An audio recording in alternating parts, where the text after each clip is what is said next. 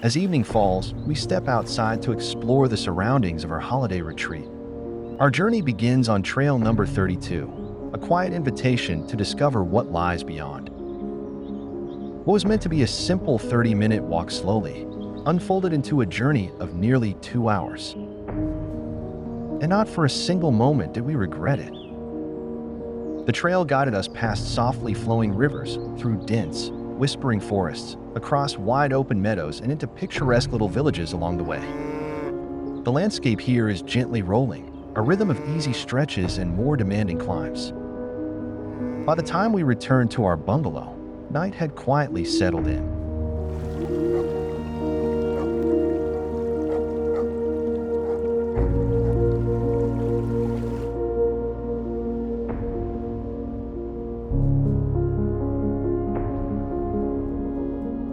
The next morning, we took the time to explore the holiday park itself. From the terrace, we were rewarded with sweeping views of the river and the forest that surrounded us. Tents lined the riverbanks below, while the bungalows rested higher up on the slopes.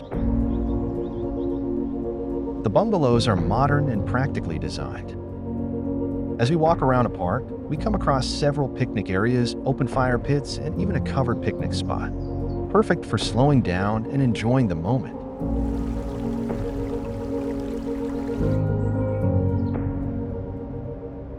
Today, we head out to the South Eifel Nature Park for a solid hike.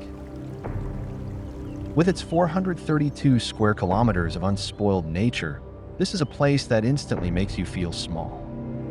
Our walk starts in spectacular fashion, with the crossing of the Geierlei suspension bridge.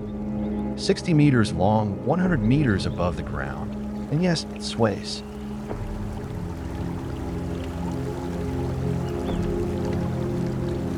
The landscape is typical of the South Eifel, rugged, green, and surprisingly varied.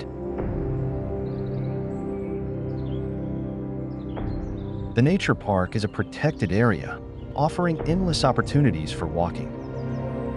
You follow winding paths past bubbling streams, dramatic rock formations, and dense forests.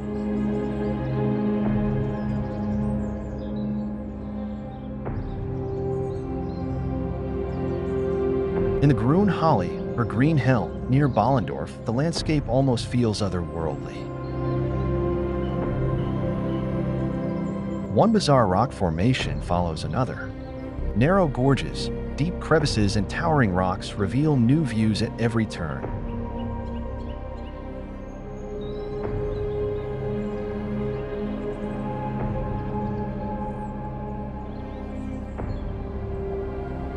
The park is a large protected area.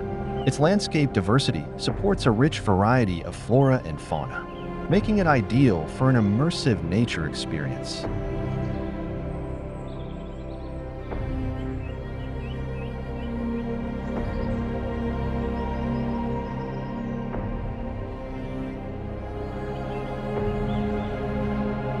The South Eifel Nature Park was established in 1958. It is the oldest nature park in Rhineland-Palatinate and the second oldest in Germany. Here, at an altitude of 385 meters, we take a break and enjoy a stunning view over the valley. The perfect spot for a picnic.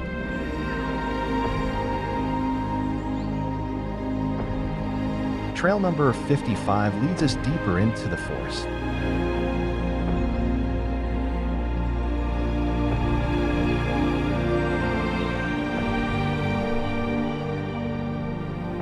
What makes this nature park truly unique is the fact that it was Europe's first cross-border nature park.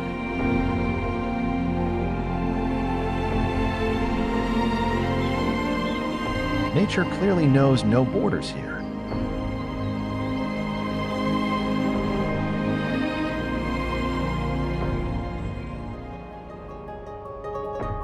A midweek trip to this region wouldn't be complete without a visit to Echternach. The town lies on the banks of the River Sauer, which once again forms the natural border with Germany. From the market square, we walk towards the Abbey of St. Peter and St. Paul, located on a hill in the heart of the town. And strolling through narrow streets, past historic houses and well-preserved city walls, it's clear that Echternach has retained its medieval character. The town park creates a peaceful oasis right in the middle of the city. A perfect place to sit down and unwind.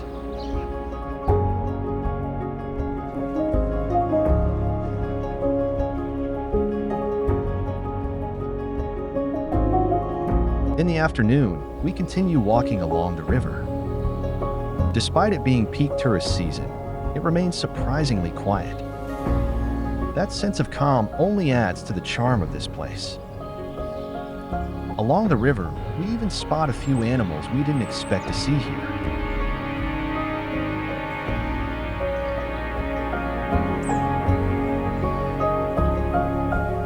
Along the riverbank, it's a wonderful place to relax.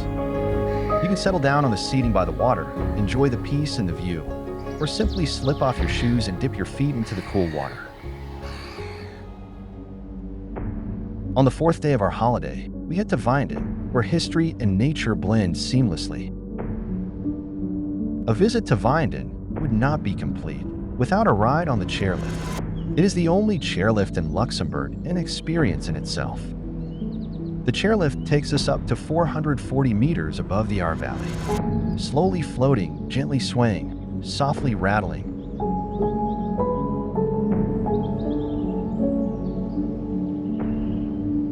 We climb higher and higher with the forest beneath our feet.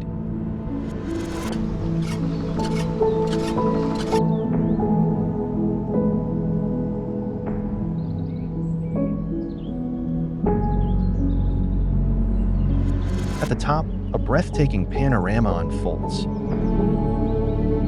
The path towards it winds through the forest, across slate and loose stones. The name Victor Hugo appears everywhere here. The famous French writer lived in Wandelen, in exile during the 19th century, and was clearly impressed by what he saw. He once wrote, "Everything we see here is magnificent.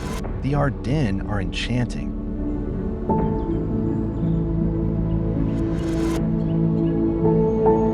And honestly, it's hard to disagree.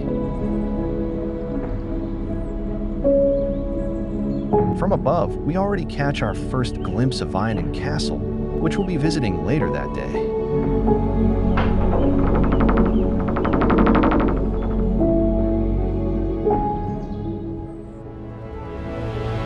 Back down in town, we begin the climb up to this impressive landmark.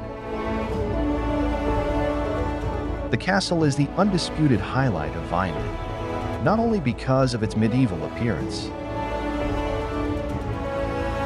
Built between the 11th and 14th centuries on the remains of a former Roman fort, the castle has a remarkable history. You can reach it either on foot via steep climb, or by taking the well-known chairlift.